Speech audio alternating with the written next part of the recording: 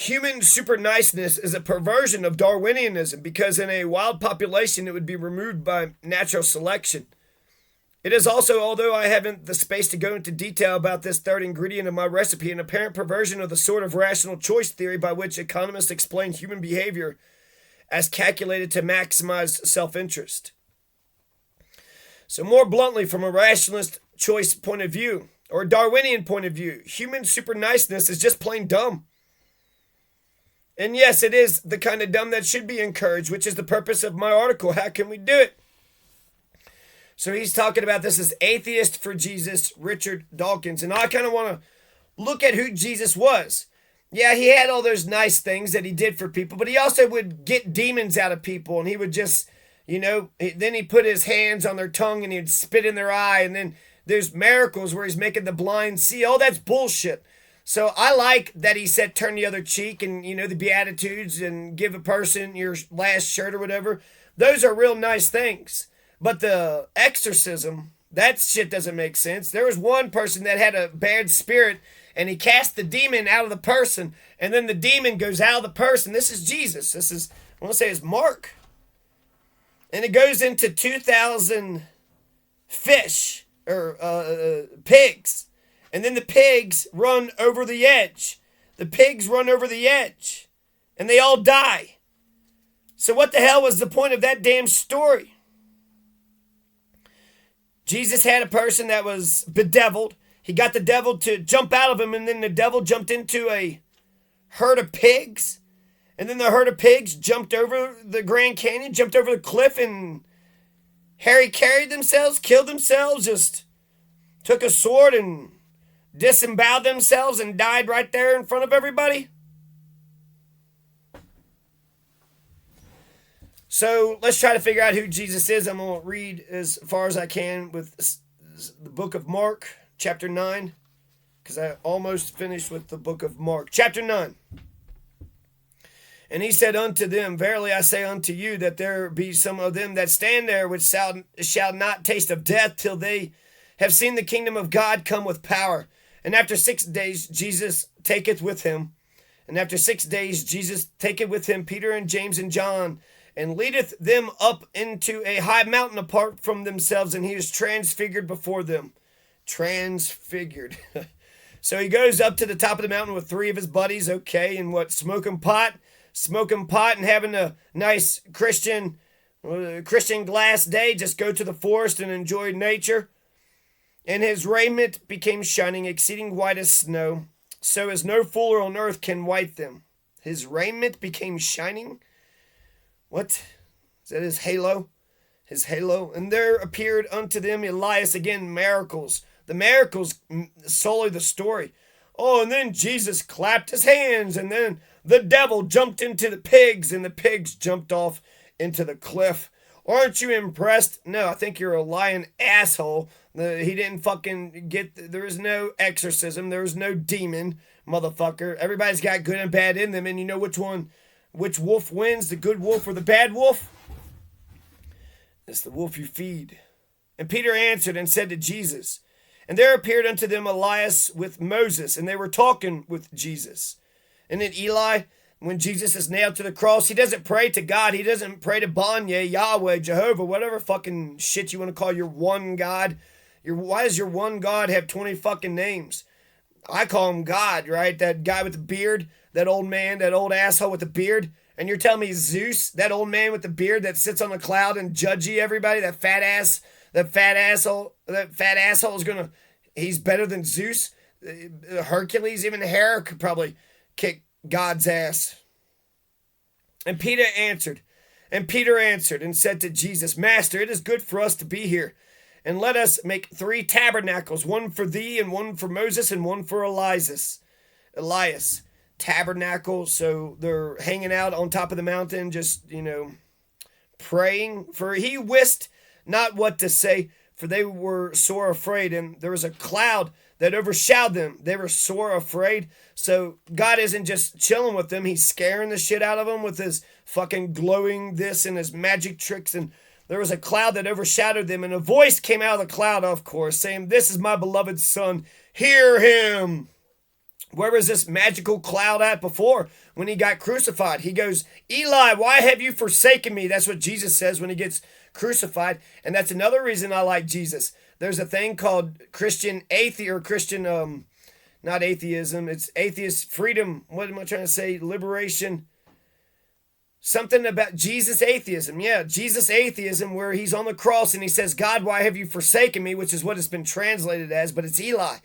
And he's praying to one of the gods, one of the old prophets, because he's Jewish, right? So he's praying to the Jewish prophet Eli. And he says, Eli, Eli, why have you forsaken me? And if you think of God as being this force that always, gives you the wind beneath your wings, gives you wind for your sails, that makes sure that the wind is always cool upon your face. And they kept that saying with themselves, questioning one with another what the rising from the dead should mean. What's he mean about rising from the dead? I don't understand about this rising from the dead type. So God's talking from a fucking cloud. And they asked him, saying, why say the scribes that Elias must first come? And he answered and told them, Elias verily cometh first and restoreth all things, and how it is written of the Son of Man, that he must suffer many things and be set at naught. But I say unto you, that Elias is indeed come, and they have done unto him whatsoever they listed it, as it is written of him. And when he came to his disciples, he saw a great multitude about them, and the scribes questioning with them, and straightway all the people, when they beheld him, were greatly amazed, and running to him saluted him. And he asked the scribes, what question ye with them? And one of the multitude answered and said, Master, I have brought unto thee my son, which hath a dumb spirit, and wheresoever he taketh him, he teareth him, and he foamed, and he gnasheth with his teeth, and pinneth away. And I spake to thy disciples that they should cast him out, and they could not. He answered him and saith, O faithless generation, how long shall I be with you? How long shall I suffer you? Bring him unto me. And they brought him unto him. And when he saw him, straightway the spirit tear him, and he fell on the ground and wallowed foaming. And he asked his father, how long is it ago since this came upon him? And he said, of a child, and oft times it hath cast him into the fire and into the waters to destroy him. But if thou canst do anything, have compassion on us and help us. Jesus said unto him, if thou canst believe, all things are possible to him that believeth. And straightway the father of the child cried out and said with tears, Lord, I believe. Help thy mine unbelief. Help thy mine unbelief. When Jesus saw that the people came running together, he rebuked the foul spirit, saying unto them, thou dumb and deaf spirit, I charge thee, come out of him, and enter no more into him. And the spirit cried and rent him sore, and came out of him. And he was as one dead, in so much that many said, he is dead. But Jesus took him up by the hand and lifted him up, and he arose. What the fuck? He killed him and then brought him back to life. And when he was coming to the house, his disciples asked him privately, why could not we cast him out? And he said unto them, this kind can come forth by nothing but by prayer and fasting. And they departed thence and passed through Galilee. And he would not that any man should know it, for he taught his disciples and said unto them, the Son of Man is delivered into the hands of men, and they shall kill him. And after that he is killed, he shall rise the third day. But they understood not that saying, and were afraid to ask him. And he came to Capernaum, and being in the house, he asked them, what was it that ye disputed amongst yourselves by the way? But they held their peace, for by the way they had disputed among themselves who should be the greatest. So far, this nice guy Jesus is being disputed. When he goes to the top of the mountain with Peter and James and John, they're afraid.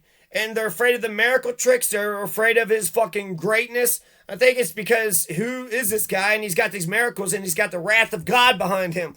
There's a cloud that's fucking talking to him. His damn halo is glowing. Or the raiment. His raiment is glowing. The God is talking through the fucking clouds. Probably because he's hiding from Zeus. And Prometheus. Doesn't Prometheus sound like Jesus with the suffering, the endless suffering? Jesus is just going to suffer forever and ever. And then what about Ricky Kaiser? Are the Christians going to put Ricky Kaiser up on a cross and worship him and then build up all these entire fucking religion around Ricky Kaiser. Ricky Kaiser's worthy of love just like anybody else.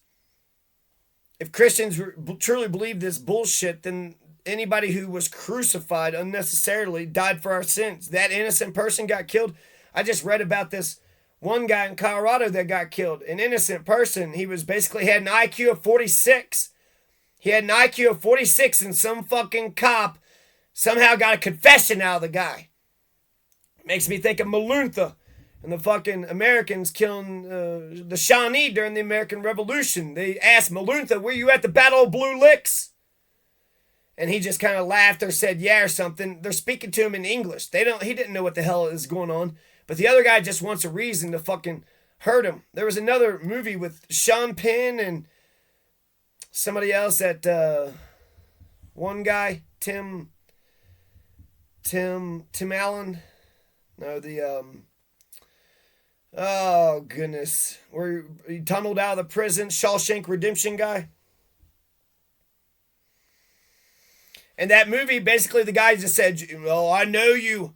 Oh, you raped my mother. I know you raped her, didn't you? You raped her. You were the one that raped her. And the whole damn, I don't know if that's what it was. It was, I don't know, shooting somebody or something. But basically, you had one guy accuse the other guy of raping his mother or some fucking crazy shit. It had nothing to do with his mother being raped. He just didn't like the guy. He just unnerved the guy. And then eventually, at the end of the movie, the guy was like, yeah, sure, Tom. Sure, Tom. Yeah, that was me that did it. And then that was it. That's all the guy needed. And then he fucking beat him until he died. Coldness and pain, vestibular, lanceolate, proprioception, electromagnetism, eyesight, organ stretch, air pressure, oxygen intake, texture, grip strength, fingertip touch, itch, dizzy, dream, smell, taste, and hearing, time, Golgi tendon, rotation, vibrations, distance, direction, hunger, thirst, fatigue, logic. There's 29 senses we all have. That's all factual. You could actually use all those things by saying, I don't just have 5 senses, I have 28 senses. So if one of my senses isn't getting me to the promised land, maybe another one, maybe my grip strength, maybe my ability to feel texture, maybe my Golgi tendon, my proprioception and kinesthesia and vestibular and lanceolate. Maybe I could just get my lanceolate to vestibular and proprioception. You don't know.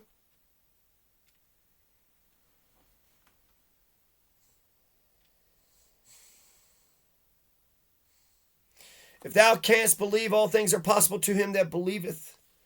If you just believe in horse shit, then all things are possible. And then the spirit is in the guy, and then they go. Galilee, they taught his disciples, said to them, the Son of Man is delivered into the hands of men, and they shall kill him. And after that he is killed, he shall rise the 3rd day. But they understood not that saying, and were afraid to ask him. And he came to Capernaum, and being in the house, he asked them, what was it that ye disputed amongst yourselves by the way? But they held their peace, for by the way they had disputed among themselves who should be the greatest. And he sat down and called the 12, and saith unto them, we'll get